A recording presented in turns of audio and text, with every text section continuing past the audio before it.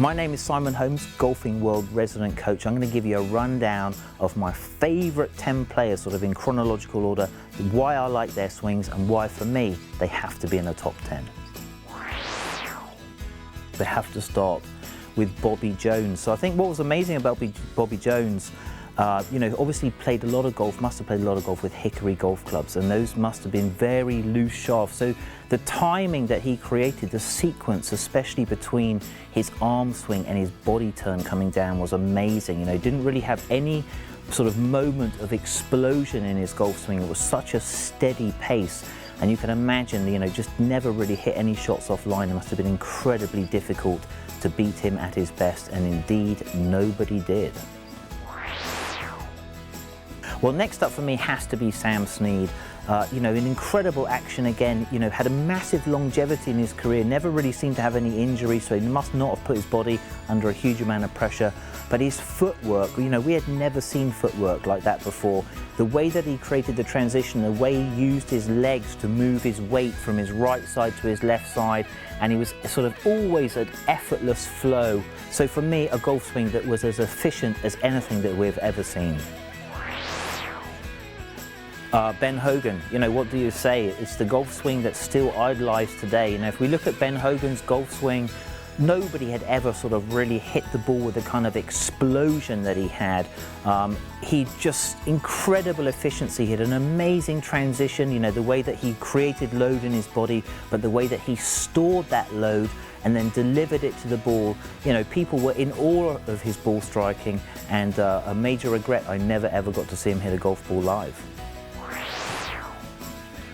1945, Byron Nelson wins 18 events, 11 in a row, never seen a period of domination like that. And in looking at his swings from sort of those old videos, I think what was amazing was, the tempo just never changed. It was almost as though he just had a feeling for hitting the golf ball, and no matter what happened, he always finished off his swing. You never saw him hit, from sort of the archives that we have, any kind of three-quarter shots. Every single shot was fully committed to.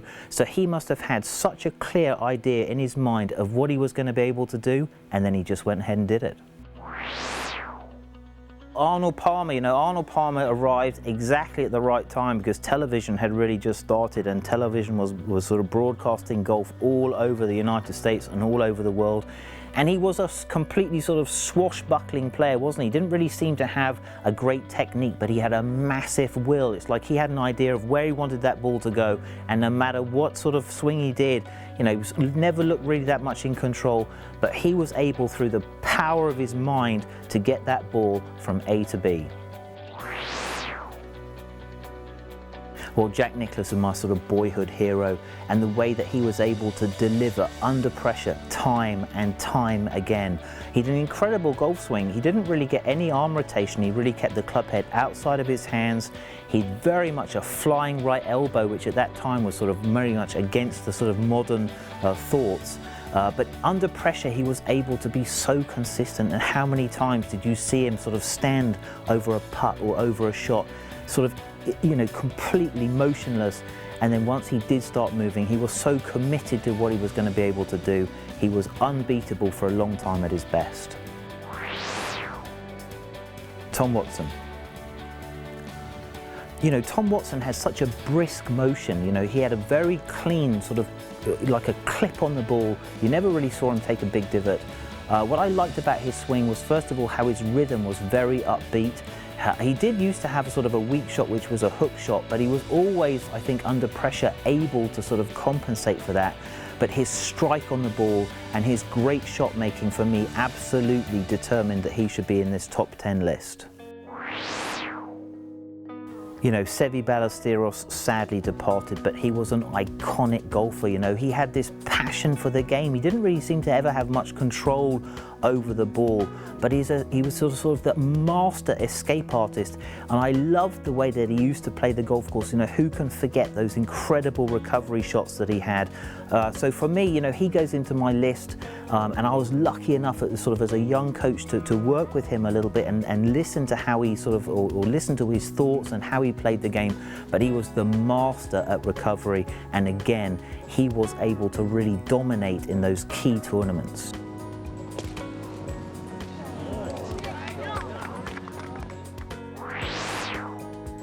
Nick Faldo for me was really the master. At the time period, he felt as though he never had sort of the reliable action that he wanted. So for me, he was very, very strong mentally, and for him, his golf swing was just a tool that he used to propel the ball from A to B, and he rebuilt his swing, and I was a little bit of a part of that. I've spent a lot of time with him, sort of those late 80s, early 90s, watching him develop as a player.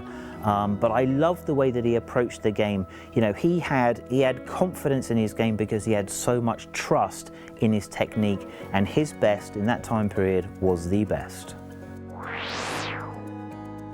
So the last in my list is Tiger Woods, and I put him there because I think he was a real great game changer, and he was a super athlete. He was incredibly strong. He is incredibly strong, although he's damaged his body many, many times, which is pretty interesting. But I felt as though I saw him hit shots which I didn't think anyone else in the field could hit, and because of that I put him in my list. Amazing action, but his physicality and his ability to hit shots under pressure that no one else could hit, alongside the hottest putter that we've ever seen, puts him at the end of my list.